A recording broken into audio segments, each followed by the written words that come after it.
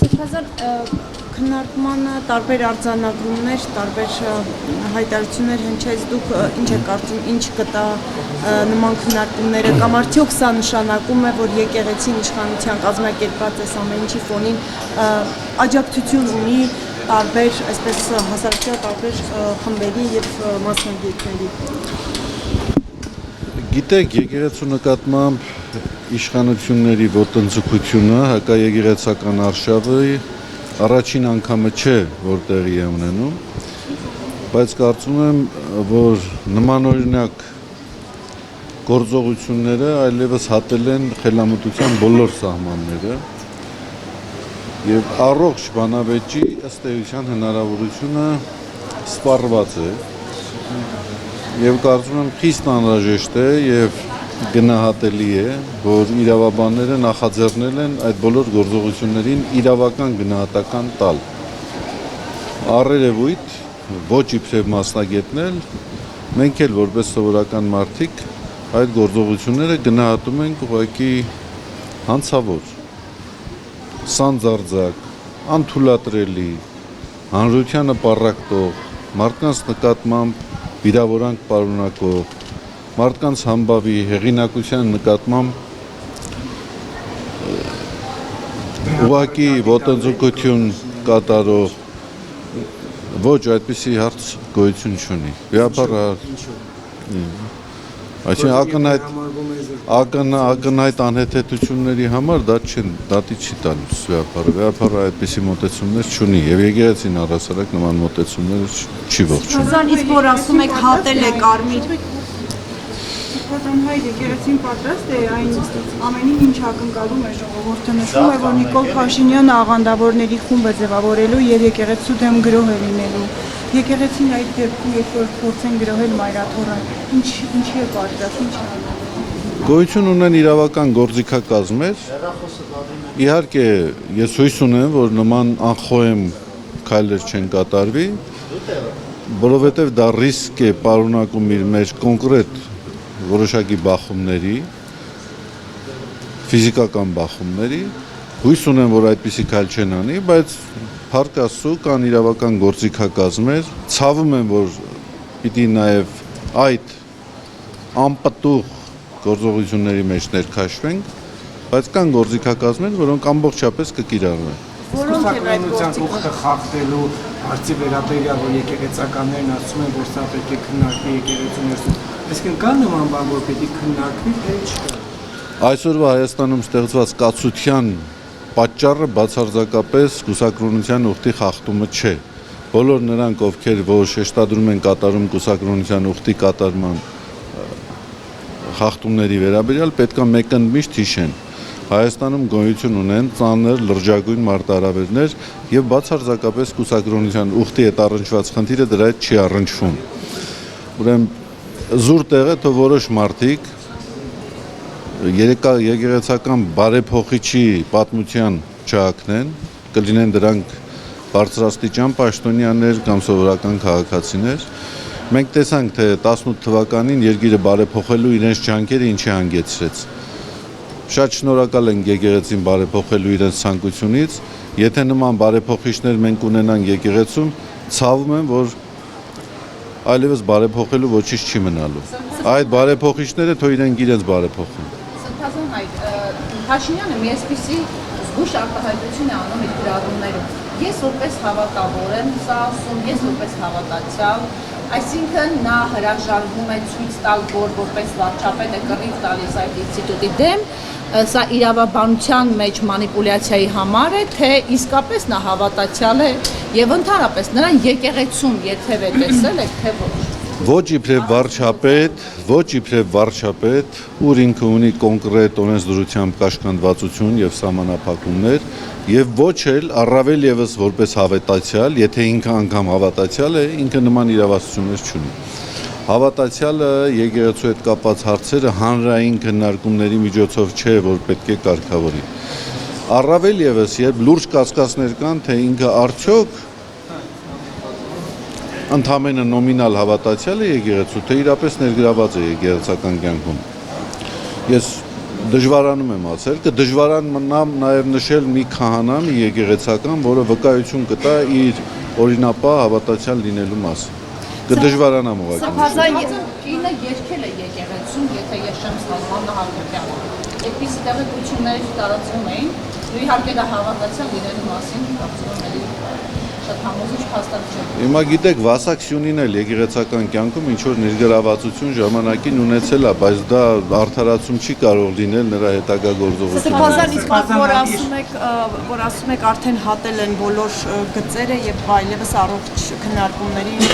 տեղ չեն թողել։ Ինչ է դա նշանակում։ Դա նշանակում է, որ այլևս առողջ բանավեճի տրամաբանություն գոյություն չունի։ Երբ որ բանավեճը վերածվում է, երբ որ խնդիրների քննարկումը վերածվում է անձնական վիրավորանքների, բուն խնդրի հետ չառնչվող նյութերի արծարծումների, նշանակում է առողջ բանավեճի որևէ դաշտ գոյություն չունի։ Ինչ է նշանակում մարդկանց անձնական կյանքի վերաբերյալ դիտարկումներ անել։ Անկախ դրանից դրանք ճիշտ են կամ սուտ են։ Ըստ էության մարդկանց անձնական կյանքում տեղ գտած այդպիսի թերություններն են այսօր երկրի առջև ծառացած հիմնախնդիրների պատճառը։ Ես քիչ առաջ ասացի, մենք Արցախը ոչ, ես ասում եմ անկախ դրանից դա ճիշտ է թե սուտ է, նման իրավասություն ոչ ոք չունի։ Կուսակրոնը եւս որպես անձ օգտվում է իր անձնական տեղեկատվության պաշտպանության իրավունքից։ Եթե մենք չենք արձագանքում, դա չի նշանակում, որ ճիշտ է։ Իհարկե ճիշտ չէ, դա սուտ է։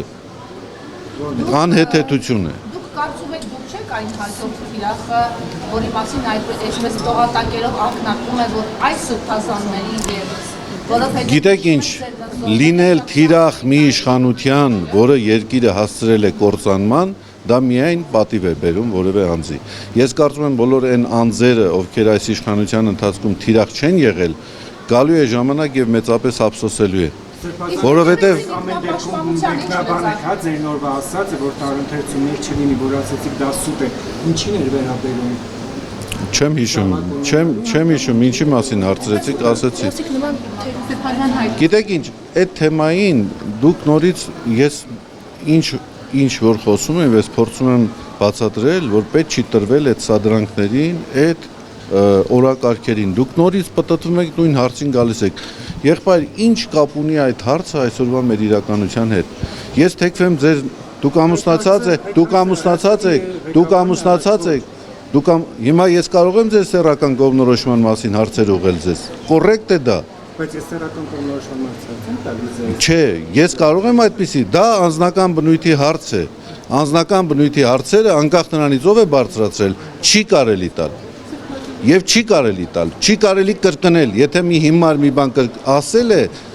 չպետք է դառնալ երկրորդ հիմարը կրկնել այդ հիմարությունը։ Սրբազան եկեղեցում համոզմունք կա, որ այս process-ում ամեն դեպքում իշխանությունը հաջողության չի հասնի։ Դե գիտեք, ես չեմ կարող մարգարեություններ անել, բայց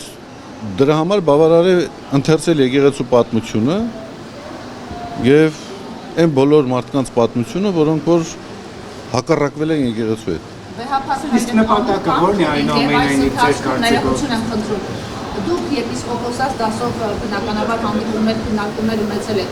Ամուր է բեհապար նոր կամքը եւ ընդհանրապես ձեր պաշտպանության եկեղեցու պաշտպանվելու բացի հանրությունից հողից, բացի կանոնակարգից ուրիշ ինչ միջոցներ կան, որովհետեւ մենք երեք Մոլդովայի խայտարակ տեսարանը տեսանք, թե ինչպես են քահանայի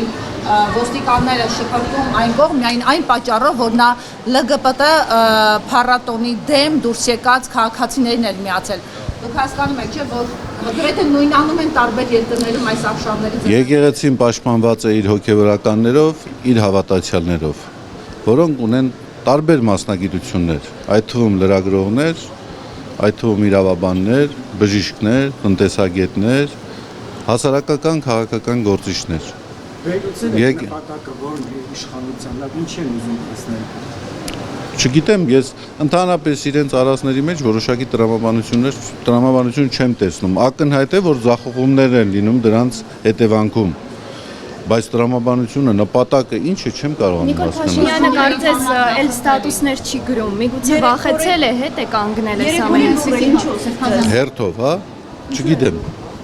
Մի այսպեսի հարց բազանայք։ Նիկոլ Փաշինյանը իր գրառումներում վերջին հատկապես գրառումներում անդադ շեշտում է, որ պետք է կաթողիկոսական նոր ընտրություններ լինեն եւ ասում է, որ պետք է Ինքը չի որոշում դա։ Ինքը չի որոշում դա։ Գոյություն ունի ազգային եկեղեցական ժողով, եկեղեցական բարձրագույն մարմիններ, իրենք են որոշում։ Նոր քիչ առաջ ասացի, ոչ վարչապետի իբրև, ոչ էլ իբրև եկեղեցու հավատացյալ, եթե անգամ ինքը հավատացյալ է, որի վերաբերյալ ես լուրջ կասկածներ ունեմ, ինքը նման իրավասություն չունի։ Սրբազան հայր վերջին օրերին տարածք էր առաջացրել հայրասողիկի գրառումը Արայիկ Հարությունյանի մասին, նշել էր, որ այդ քպականի հանդեպ ինքը հարգանք ունի։ Եկեղեցում շատ են այդպիսիները, ովքեր քպականների նկատմամբ հարգանք։ Խնդրում եմ դա որպես սարկազմ ընկալեք։ Իսկ եկեղեցու օրակարգում էլ չկա վեհապարի փոփոխության, նոր կաթողիկոսի ընտրության հարցը։ Հիմա ես պետք է պատասխանեմ այդ հարցին։ Իհարկե չկա։ Իրենք են այդ հարցը ձեզ